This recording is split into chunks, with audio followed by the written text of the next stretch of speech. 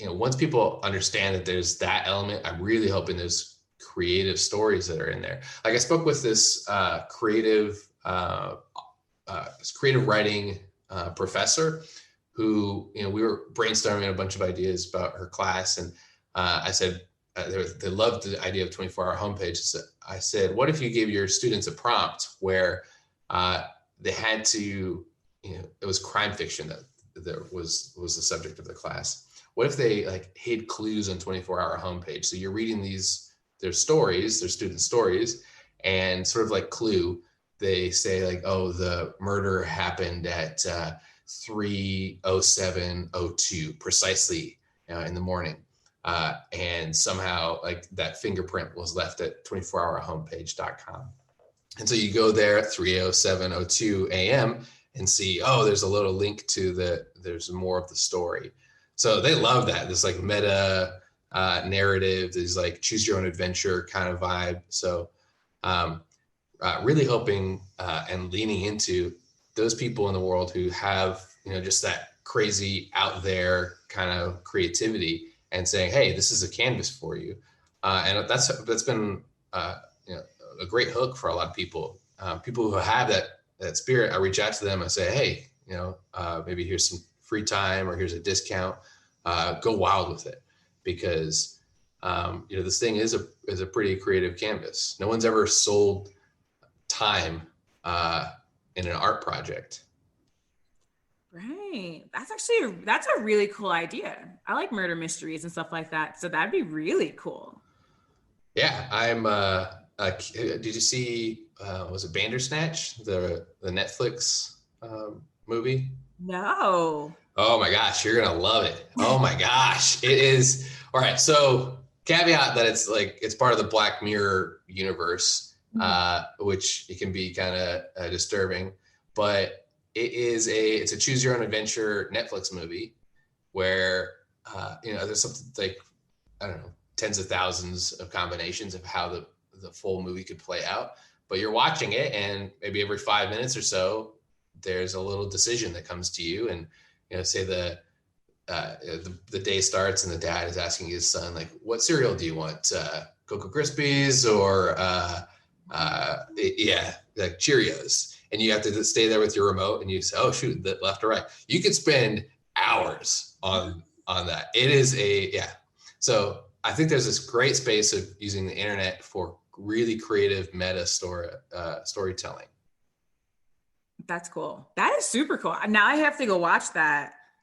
Oh my gosh, you're gonna love it. Give yourself some time. It is so good. Nice. Now, were you always into like not IT, but I guess computers, in a lack of a better word? I think I got the bug somewhere in like middle school. Well, really, like it started to click when I saw my brother with Napster. So I was in elementary school, or he was hooking up a modem. I was like, "What are you're downloading music?" And we have the radio, or where's the CDs? And it just started to light a fire in my mind. So I worked a job to get enough money over the summer for a small computer. And it wasn't programming back then. My the real bug was about video editing. I would make little music videos for like movies, basically. Like you'd find movies and you chop them up on a really slow computer. It would take so long, and then you'd find what song you could tell some story with. So I had that leaning early on. But I wasn't, really into programming. I was more into the application side, creative tools. I love computers though. It's great. Ooh. When you said Napster, that definitely brought me back. Yeah. It's been kind of crazy how the world has changed. Like the Apple Music, Spotify world, and a lot of that. They were fighting against when Napster hit, like wanted to really control a lot of the rights there. But now everybody's got one. Everybody's got a streaming service. Right. It's kind of like the thing to do. Yeah. So in your opinion, since you've been in computers and that whole realm since back in the day, we'll call it back in the day so we don't All right. like, how do you feel the evolve how do you feel about that process and where computers are going? Oh, that's a fascinating question. I think they're so powerful, and they solve a lot of problems. They solve so many problems, but I think that's kind of this tension right now is, you know, what do we how do we interface with it? What problems do we want computers to solve? It's sort of, I've been in this like mindset of you know, doing things the hard way yourself to really understand. It's sort of like, you know, cooking. Try to learn as much from scratch cooking as possible before you take like big shortcuts. And so if there's an analogy there with how we use computers, sort of like, you know, you learn arithmetic before you open the calculator app. I think that's an interesting intersection with humans particularly, because, you know, computers aren't just the things we sit down and type on. They're in our phones. They're on the metro. They're all over the place. So, you know, you order food, you're looking at some dialogue, some interface that is networked. So there's the phrase "software is eating the world" out in Silicon Valley, and it's definitely true. So I think knowing how we want to interface with it and really setting those boundaries for ourselves is important. You need. And then I'm over here full on not computer savvy, being like, it's cool. I can do so much with it. Yeah, well, it is great. You know, it's like it's like any kind of drug or addiction, though. Like, I'm really big. I love coffee, and I realized that I'm doing a no caffeine challenge this year because it's very difficult. But I realized, you know, I've been drinking I've been drinking caffeine probably since I was a little kid. I don't know when my first Coca-Cola was, but you do have this, you get these conditioning. So I wanted to learn, like, you know, what's my body like without it? You know, we're not born with like caffeine at the hip. So when you remove it, you do learn how, like, oh shoot, there's this. You learn a lot about yourself, your tolerances, your expectations with that thing. It's you know, computers are super powerful. They're great, but like anything that, like say coffee in this example, moderation is also good. Yeah. Don't get too obsessive. Yeah, that's right. And I still have I still have a lot to learn there. Really, anything I'm working on, I love to just like 24-hour homepage right now, just like every day. gotta still take some breaks. So far, what's the most interesting thing you think you've had on there? Oh, great question. Wow. So one of my biggest like personal wins is Vinyl Moon, that company, the music mixtape vinyl club, largely because they are, you know, they're a pretty big business, and, you know, they had like a super creative product. So I would say them, but there's been a number of organic, like last week, a podcaster, Eric, who runs this podcast, Follow Fridays, discovered me, I think because I followed him on Twitter, and somehow he looked up my 24-hour homepage, loved it, bought some time, purchased or published a little super creative ad for Follow Friday, and then tweeted it out like within the span of like 2 minutes. So that was pretty impressive. I think most people who have joined so far, like even if it's organically, they'll buy, but then they'll publish maybe a few days later. They'll take some time for their content. Like, oh, really what it is. Yeah, I'd say I love those two.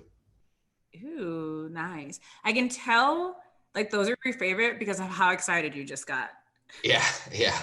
I mean, it's great. This is for somebody who stays behind the computer screen, just coding all day. When you get to, when you have that spark with of connection with on your ideas, it's amazing. It doesn't matter what it is. It's probably, like maybe you're cooking something and somebody says, this is great. It's just you feel good when other people get to contribute to your work. Oh, right. And then you feel kind of like justified, like, oh man, I actually had a good idea. This is working out.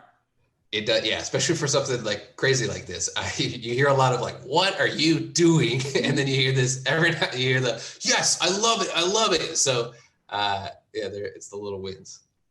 Yeah, it's the small ones that count, especially when you're starting a new project. Yep. To keep your spirits uplifted and motivated, and like, hey, I'm just hanging on. It's gonna catch on. It's gonna work. Yep. I'm not just totally out there. Is that how you? So, how did you connect with your first guest on the show? So my first guest was actually one of my friends, and Molly and I were just one of those people where we can't keep a straight face. We just constantly those friends that just constantly have something to say about each other, but it's all in good spirits. Love the girl. She was actually my first guest. So if you ever go back and listen to the first episode, you're like, what are they talking about? A whole bunch of nothing, honestly. Right on. And then, so after that with her, I was just sitting home and went out to random websites and put the podcast on there and then put the schedule link, paid no attention to it. And a week later, I just got all of a sudden chimes on my calendar one morning of, hey, you have a podcast interview in 20 minutes. And I was like, wait, what? Nice. Finally went back and looked at the scheduler and it was filled. Like it was so filled. I did not know what to do with myself. Wow, that's great. It was amazing. I had like 4 people in one day. Like I really did the quick burnout in the first month, like back to back. And I was like, wait, I have to actually control this. Where did I put this link on that everyone's finding? Because I want to take it down just for a beat. Still have no idea where all those people came from, but it was great. I spoke with someone from like Sweden and a guy from India and like a different band. It was awesome. It was really cool and some interesting. So now I'm kind of steering on, all right, so people are finding me somehow. How do I want to narrow this down? But I like not narrowing it down and just having it open because I do. Yeah. Yeah, I think that's it's so great about the internet is especially communication, like spoken or visual conversations with that. Like maybe the quarantine has kind of raised this awareness, or I don't know what it is, but I've had that realization with a lot of people that there's just so many different people out there. When even when you work in a city, there's diversity of like thought, but you still have the city's kind of culture there. But then you said you're talking to people from India or different band. It's like it's just different worlds you get exposed to, and then you get this like larger idea of the world we're in. So I love it. I hope I'm excited to hear more of the conversations. Yes. And now your 24-hour page, I'm like, oh my gosh, there's a couple of different things I could possibly do with that just for the fun of it, Oh, you got the bug, huh? You got the creative itch now. That's great. Yep. I got the creative itch and I'm like, ooh, I can do this project on there. And because I dance as well, I'm like, wow, there's a couple of different projects that could happen there. And I'm thinking for other dancers and artists that I know. And I'm like, there's so many different ways that they can put themselves out there and put their work out there and combining. So this will not be the last that you hear from me. Oh, that's great. Well, I want to support you on this. Let's continue chatting about it. Yes, absolutely. So let everyone know how they find you and the site. It's a very easy site to remember. Yep. Yeah. Again, my name is Justin Higgins, and you can go to 24hourhomepage.com, learn more about the project there. I would do